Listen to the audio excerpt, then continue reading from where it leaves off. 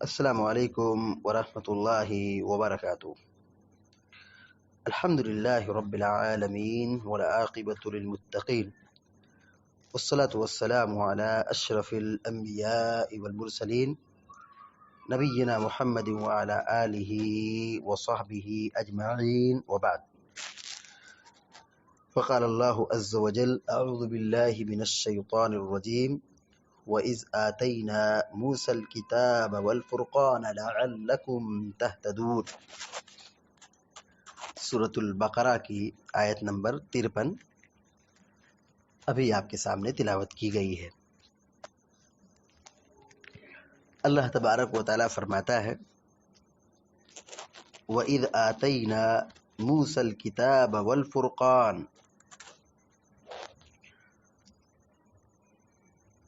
اور ہم نے جب موسیٰ علیہ السلام کو کتاب دی اور فرقان دیا،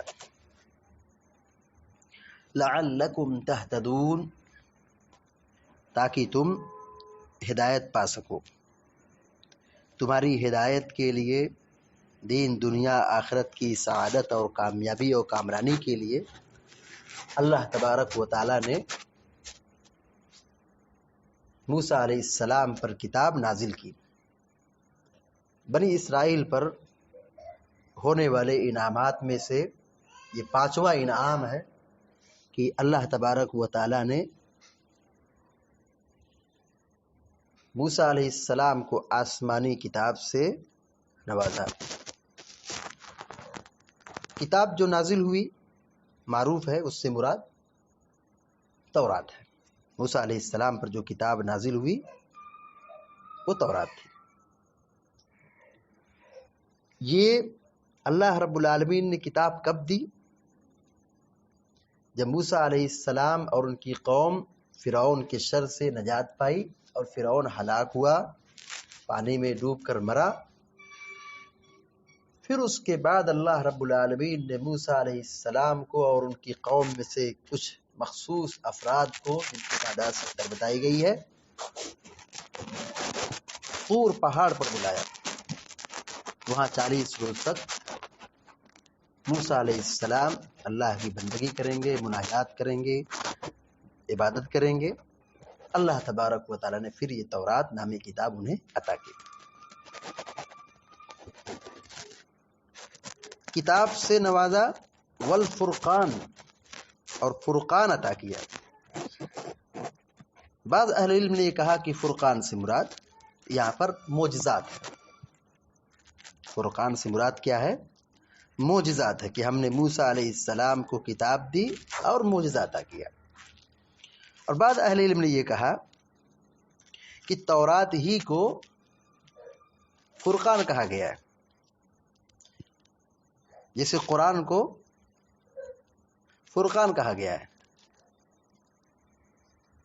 اللہ تبارک و تعالیٰ نے موسیٰ علیہ السلام کو وہ کتاب دی جو حق اور باطل کے درمیان تفریق کرنے والی تھی، ہدایت اور گمراہی میں فرق کرنے والی تھی۔ لعلکم تہتدون، مقصد کیا ہے؟ تاکہ تم ہدایت پا سکو۔ اللہ رب العالمین نے بنی اسرائیل کی ہدایت کے لیے، سعادت کے لیے، دین دنیا آخرت کی بھلائی کے لیے کتاب کو نازل کیا، ایک شریعت نازل کی، تاکہ اس پر چلیں، اس پر عمل کریں، اس کی تبلیغ کریں، اور اس پر چل کر وہ گمراہی اور فتنوں سے محفوظ ہو سکیں اور دنیا و آخرت میں کامیاب ہو سکیں۔ تو ہدایت کے واسطے اللہ تبارک و تعالیٰ نے یہ کتاب نازل فرمائی۔ یہ واقعہ جب ہم پڑھتے ہیں کہ اللہ رب العالمین نے فرعون کی تباہی کے بعد موسیٰ علیہ السلام کو کتاب دی، اس سے منکرین حدیث پر بہت بڑا رد ہوتا ہے، کیونکہ منکرین حدیث یہ کہتے ہیں کہ قرآن تو برحق ہے لیکن حدیث حجت نہیں ہے، حدیث میں شکوک اور شبہات نکالتے ہیں۔ وہ غور کریں اس واقعے میں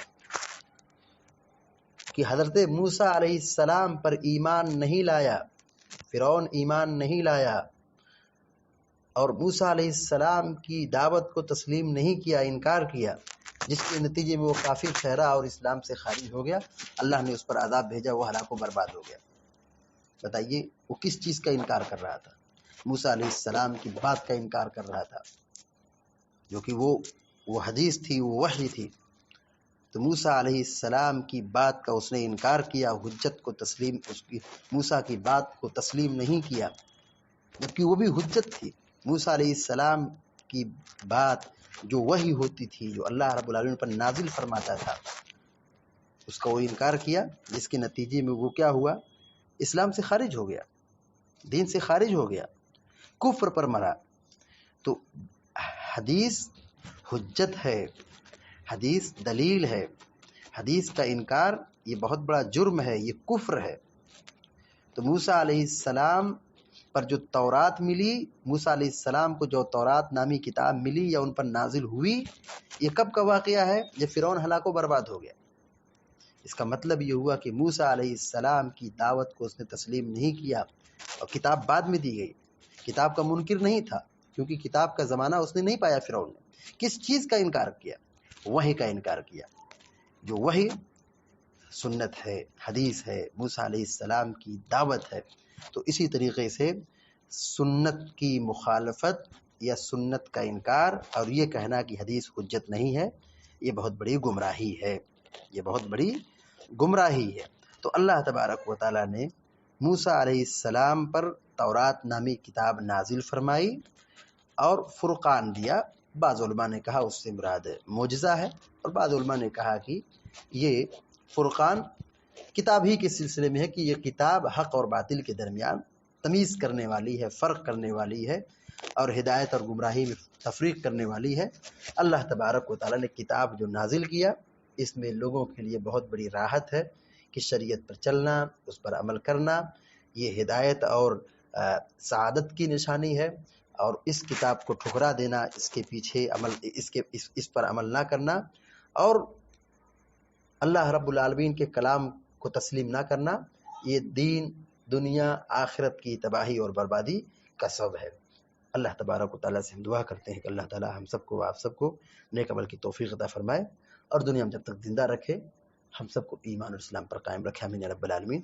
اقول قولی هذا واستغفر الله لي ولكم ولسائر المسلمين فاستغفروه انه الغفور الرحيم. وصلى الله على نبينا محمد وسلم تسليما كثيرا.